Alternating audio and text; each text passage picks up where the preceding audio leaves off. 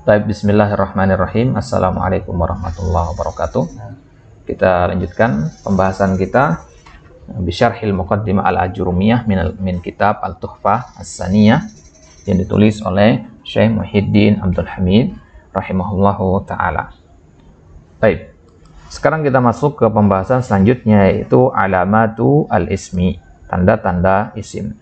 Jika di pertemuan sebelumnya kita sudah membahas pengertian kalam, kemudian kita bahas pembagian kalam menjadi 3, yaitu isim, fi'il, dan huruf, beserta pengertian masing-masing, juga contoh-contohnya. Sekarang kita masuk ke tanda-tandanya, tanda-tanda masing-masing isim, fi'il, dan huruf. Ya, kita lihat pembahasan ini diletakkan di awal kitab oleh Ibnu Ajurum. Ini menunjukkan bahwasanya kemampuan pertama yang harus dikuasai oleh orang yang ingin belajar bahasa Arab itu adalah kemampuan membedakan mana itu isim, mana fi'il. Ya, kalau huruf insya Allah gampang membedakannya. Jadi ya, kalau kita mau mengajarkan bahasa Arab kepada orang dari nol, ajarkan dulu dia bagaimana membedakan mana isim, mana fi'il. Nah, sekarang bagaimana cara membedakannya? Ya, berarti kita harus tahu tanda masing-masing, ciri khas dari masing-masing.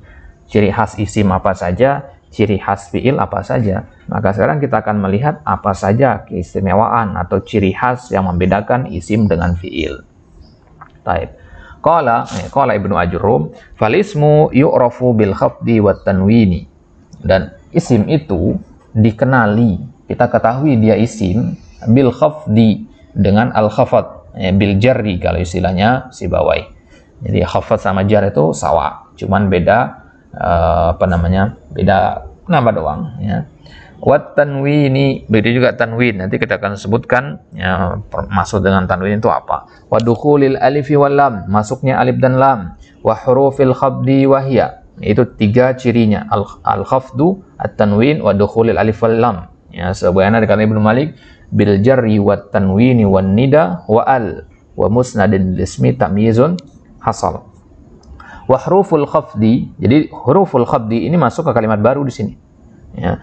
Dan huruf-huruf khafat atau huruf-huruf jar itu wahia. Ini dibawakan contoh-contoh huruf khafat. Min, wa ila, wa an, wa ala, wa fi, wa rubba, wal ba, wal kaf, wal lam. Wa huruful qasam. Ya, setelah huruful khafat, sekarang huruful qasam. Berarti huruful qasam ini masuk ke dalam huruful khafat. Gitu. Jadi dia bukan pembagian tersendiri dia. Ya. Nah, itu huruful qasam. Wa huruful qasam. Jadi cara bacanya begini. Wa rubba wal ba'u wal kaf wal lam wa huruful qasam. Nah, gitu dia.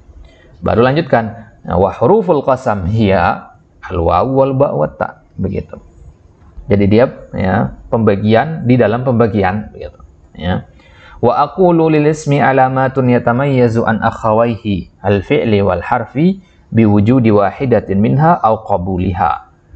Kata pensyarah di sini, kalau dikatakan aqulu itu pensyarah maksudnya. Isim itu punya tanda-tanda yang membedakannya dari 2 saudaranya yang lain, yaitu fi'il dan huruf. Ya. Apa tanda-tanda itu? Tanda-tanda itu biwujudi wahidatin minha, dengan keberadaan satu saja dari tanda-tanda itu, au qabuliha, atau dia menerima salah satunya, atau dia mampu menerima begitu. Ya. Misalkan ada yang nanya kepada antum, ya, Muhammadun itu isim atau fi'il, maka antum katakan dia isim, ya. Ya, tapi kan nggak ada tanda-tandanya di situ, ya. Ada tandanya tanwin, ya. Ada tandanya tanwin di situ, ya. Au qabuliha, maka yang dimaksud dengan qabuliha di sini, dia mungkin untuk dimasuki tanda-tanda itu. Mungkin ditaruh huruf jar di depannya, jadinya min Muhammadin, ala Muhammadin, ila Muhammadin, dan seterusnya. Itu maksudnya qabuliha di sini. Wa qad dzakara al-muallif rahimahullah min hadhil alamati 4 alamat. Disebutkan 4 tanda di sini. Ya. Ya, tanda yang pertama al-khafdu, ya, yaitu al-jarru. Nah, jadi bedakan al-jar dengan huruful jar, ya. Kita akan lihat nanti bedanya. Wa tanwin wa dukhulul alif wal lam wa dukhulu harfin min hurufil khafdi. Amma al-khafdu fa huwa fil lughah liddul irtifa'. Khafadha yakhfidu itu lawan dari irtafa, yartafi'u, rendah artinya. Ya, karena harokat kasrah itu harokat yang sendiri berada di bawah. Jadi huruful khafad artinya huruf yang menyebabkan dia berada di bawah. Ya, dhammah sama fathah kan di atas, ya. Ditarik ke bawah, khafad. Ya. Baik, lidzalika qala fil ayah, waqfid lahuma janahadzul. Ya, hendaknya kalian rendahkan diri kalian, hinakan diri kalian di hadapan kedua orang tua kalian. Maksudnya berbakti di situ. Jangan sombong. Wa fi istilahin nuhad ibaratun anil kasrah allati yuhdithuha al-amil aw ma naba anha. Adapun dalam istilah para ahli nahwu, yang dimaksud dengan khafat itu adalah kasrah yang ditimbulkan oleh faktornya, oleh huruf jar, aw ma naba anha, atau yang selainnya. Paham itu mana amil di sini? Penyebab. Ya, penyebab timbulnya harokat kasrah itu. Nah, jadi yang dimaksud dengan khafat itu bukan huruful khafat atau huruful jar. Yang dimaksud dengan khafat itu adalah pengaruh yang ditimbulkan, atau bahasa kita kasrah. Lah kenapa penulis di sini nggak mengatakan tanda isim itu kasrah? Karena kasrah itu yang namanya khafat itu lebih umum daripada mengatakan kasrah. Khafat itu kan bisa juga dengan fathah, dengan tanda-tanda yang lain kan. Nah, sebagaimana untuk makan pelajari nanti di alamatul i'rab.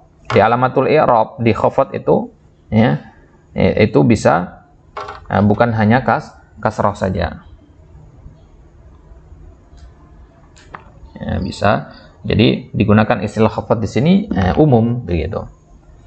Nah, jadi bedakan nanti istilah khafat sama hurufu al-khafat. Jadi khafat itu akibat. Ya, huruful khafat itu penyebab. Ya, analoginya kalau segelas air kita masuki kopi berubah warna menjadi hitam air tersebut, ya, berubahnya warna menjadi hitam itu khafat. Ya, keadaan air ini hitam itu nama khafat. Nah, tapi ya kopinya sendiri itu dinamakan huruful khafat dan air itu adalah isimnya. Ya. Baik. Wadzalika mithlu kasratir ra min bakrin. Contohnya kasrah huruf ra di kata bakar, wa amrin. Ya, begitu juga kasrah di huruf ra di kata amr. Adapun waw itu waw fariqah namanya ya, pembeda dari Umar. Ya, jadi dia dianggap nggak ada di situ. Ini namanya huruf-huruf yang yuktab wala yuntaq. Ya, ditulis tapi tidak dibaca.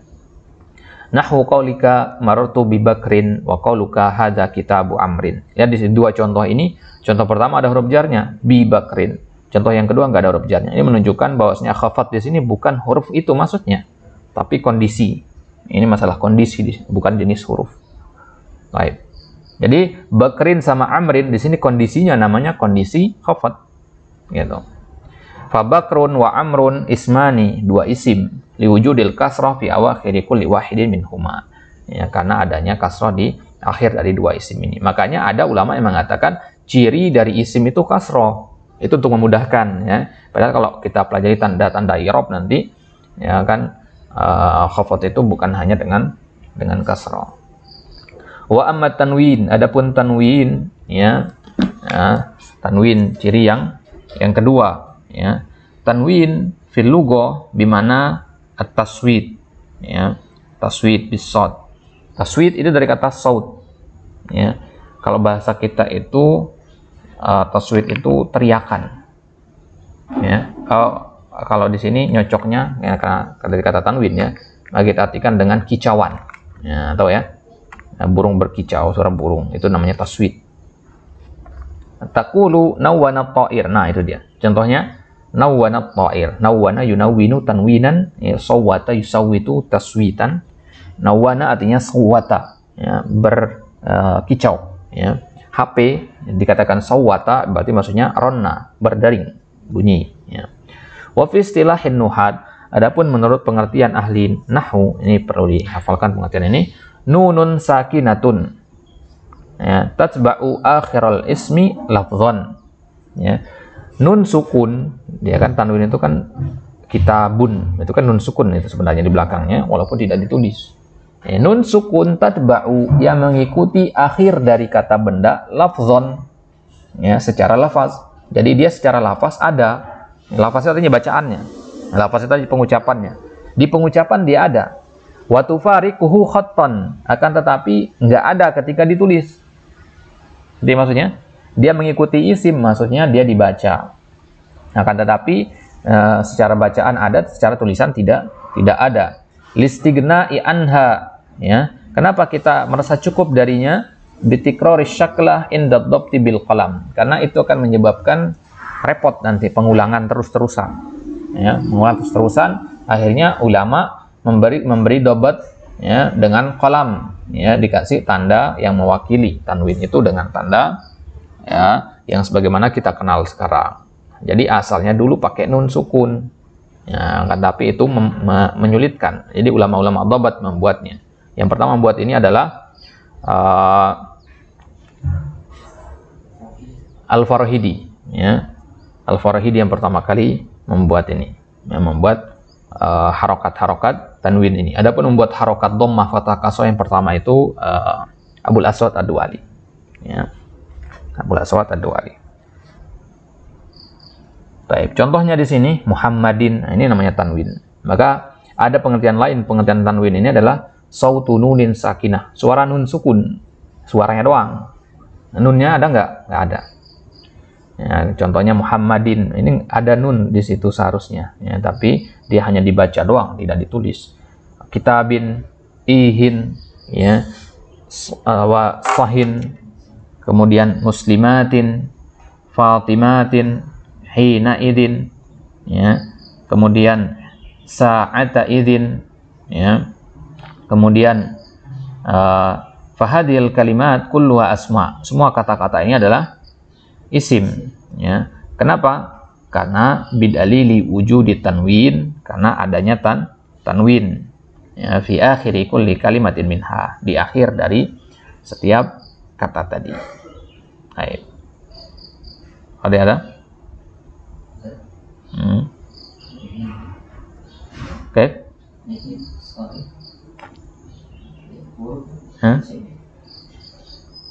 Ihin dan sahin, ya. Ihin ini ana juga lupa nih artinya apa, ya. Ihin itu tar dulu.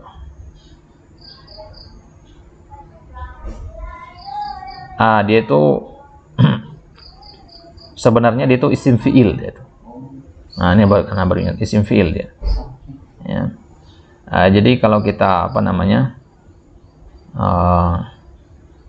ta'ajub dengan sesuatu, ya, ihin, ya. Misalkan sekarang antum menyampaikan sesuatu yang menakjubkan buat anda, maka anda katakan ihin ya akhi, ya, ihin, ya. Nah, begitu juga sahin, ya. Sahin ini juga dia isim fiil, bimana uskut, ya. Apa gitu isim fiil ya, nanti kita bahas itu. Ya, jadi ihin itu namanya huruf istizdad namanya, ya, untuk takjub ini, huruf untuk menunjukkan ketakjuban.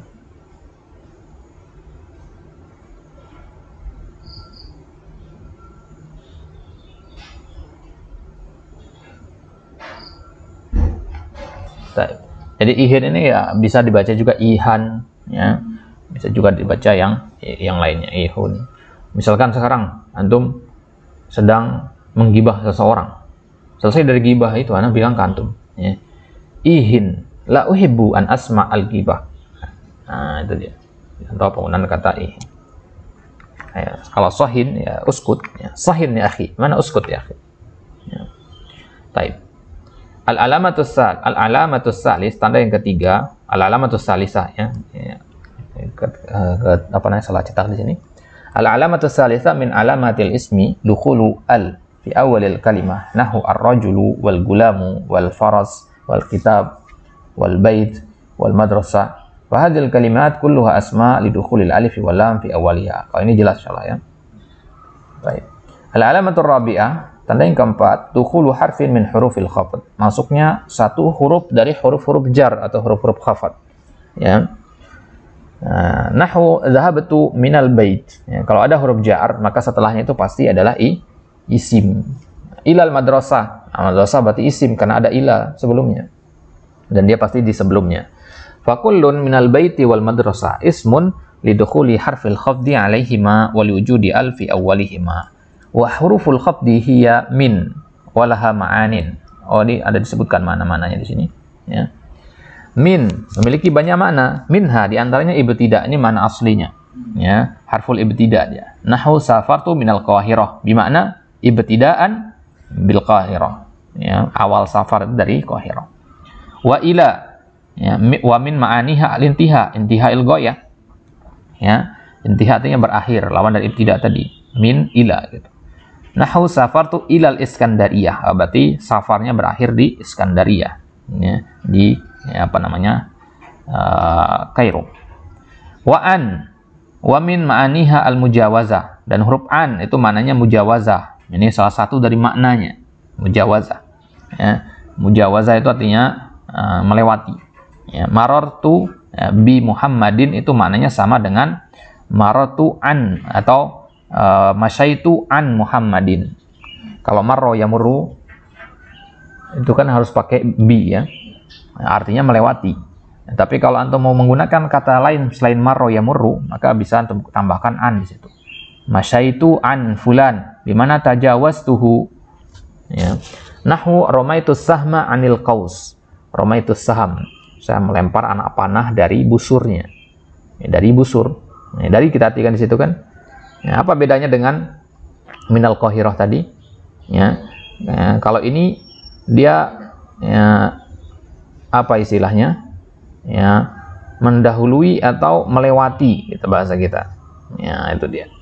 Makanya ini kita gunakan untuk meriwayatkan hadis an Abi Hurairah. Ya, jadi perkataan itu dari Nabi.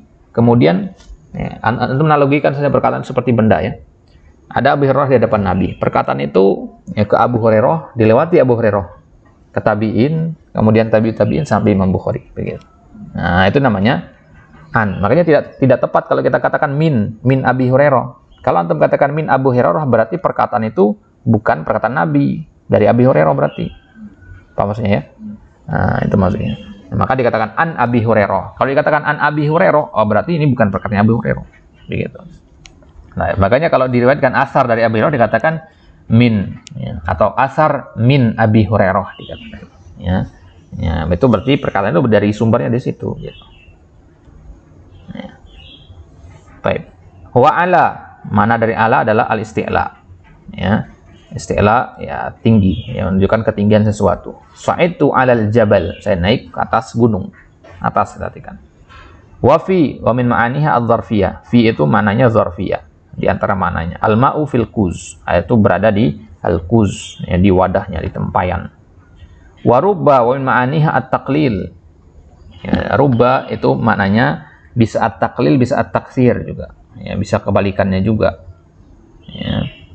Ya, jadi kita akan mengatakan misalkan rubba rajulin karimin qabalani. Betapa banyak ya, betapa sedikit di sini artinya, ya. Ya, betapa sedikit. Jadi bisa juga sebaliknya, betapa banyak. Nah, di hadis Nabi apa? Rubba sha'imin laisa lahu min siyamihi illa al-ju' wal atash. Ya, betapa banyak orang yang berpuasa tapi tidak mendapatkan apapun dari puasanya kecuali rasa lapar dan haus saja. Nah, ini mana rubba bisa taklil, bisa taksir. Dan membedakannya nanti ya dari konteksnya mana lebih cocok.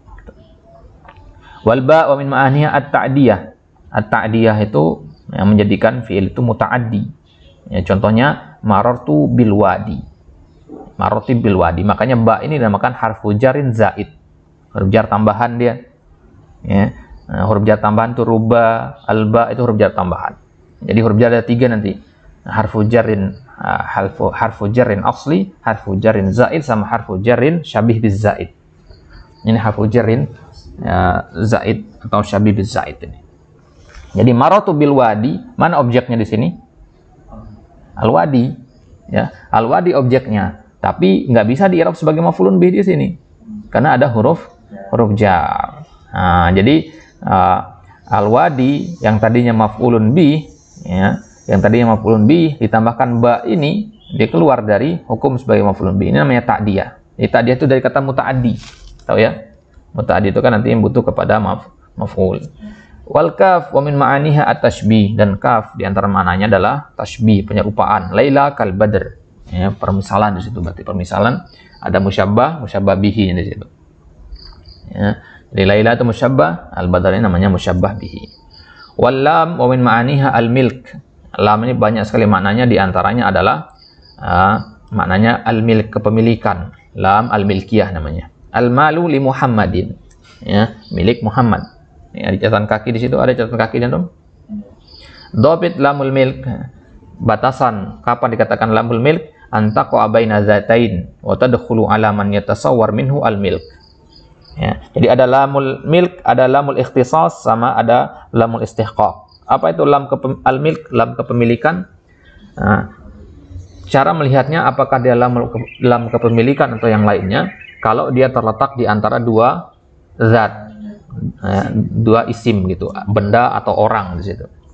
Wa tadkhul ala man yatasawwar minhu al milk, dan dia masuk, lam ini menempel dengan sesuatu yang ya, bisa kita bayangkan dia itu memiliki hak kepemilikan.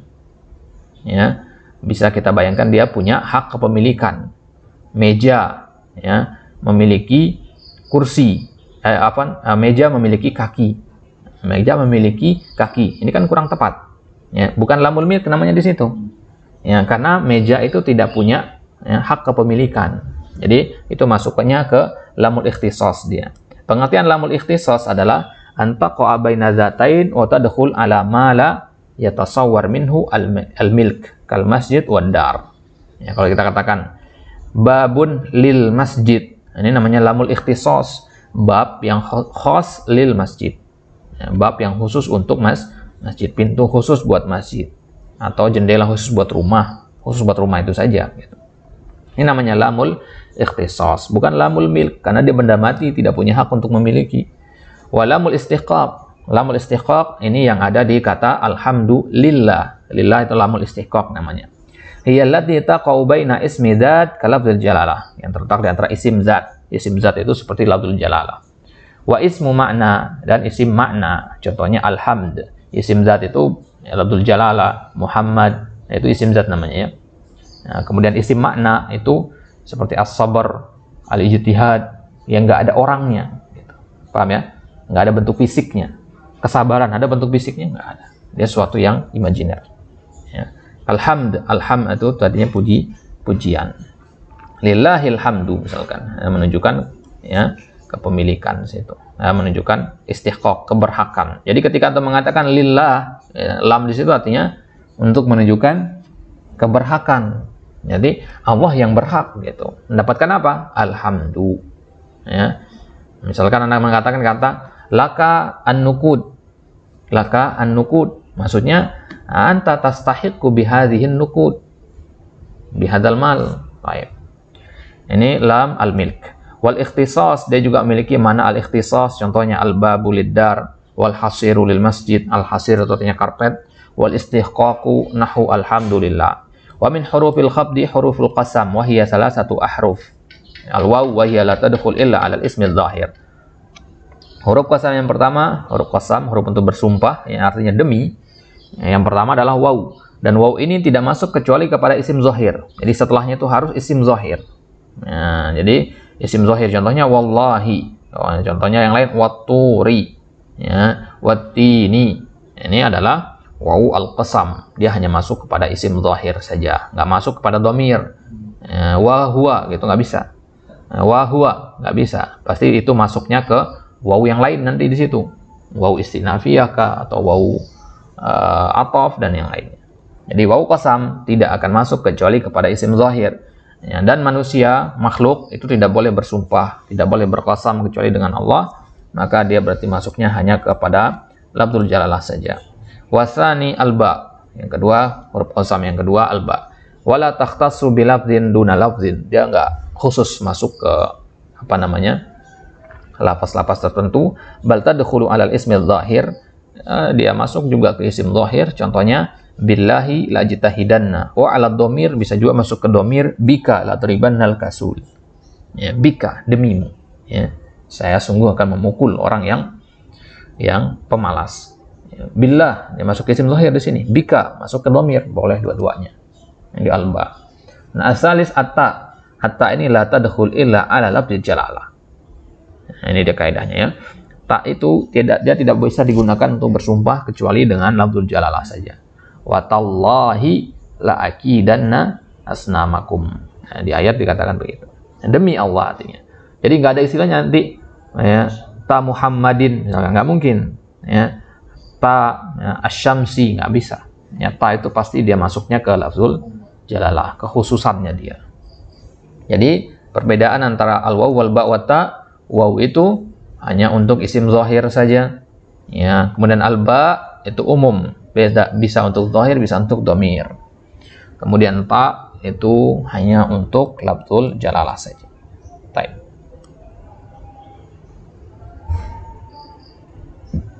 Baik. Sudah selesai di sini, ada pertanyaan? Ini membedakan yang walamul istiqaq dengan walamul mukmil dalam tadi.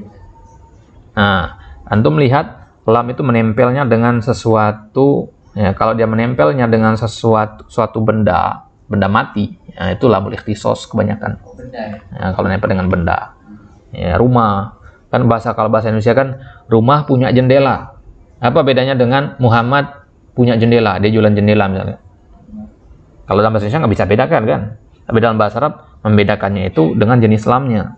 Kalau yang punya jendela itu rumah, maka dia lamul ikhtisos. Ya, jendela itu kekhususannya dia, bukan miliknya dia. Ya, khusus untuk dia gitu, ditempatkan di dia, di benda itu, di rumah itu. Ya.